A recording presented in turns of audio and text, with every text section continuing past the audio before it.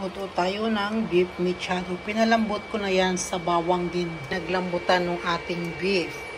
Pwede nyo lagyan ng gulay yan para mas may sabaw. Okay, maglagay na tayo ng oil. Garlic. Onion.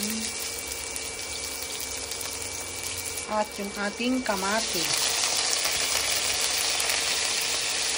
King laurel. At ilagay na natin yung ating siling pula. Yung ating red bell pepper. So, lagay na natin yung ating beef na pinalambot sa bawang at carrots.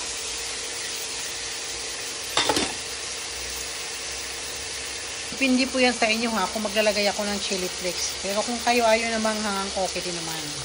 Kung maglagay lang ako. Mahilig kasi ako sa manghang. So, atin ang tingnan. Ayan, wala na sa sarap. So, ayan siya.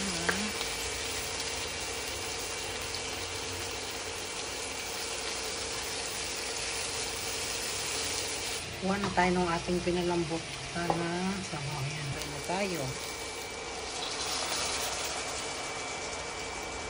Dagdagan pa natin.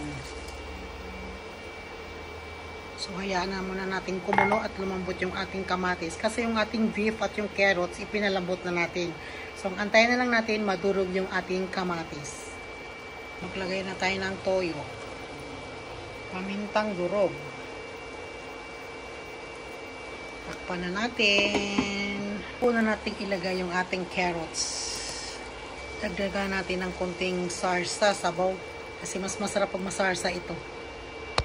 Lagay tayo ng konting sugar. Takpan natin. Lagay na natin yung ating potato. So, ayun na yung ating tomato sauce. Dagdagan pa natin para mas masarap.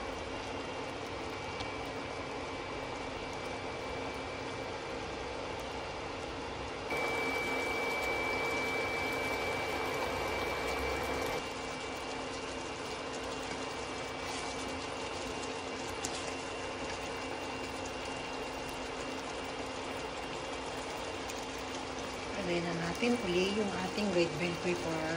At nag-add ako ng whole mushroom. Pero depende po yan sa inyo ha. Ako gusto ko lang, ginagyan ko lang. Para may twist naman. Twist daw oh. So yan na yung ating beef mechado.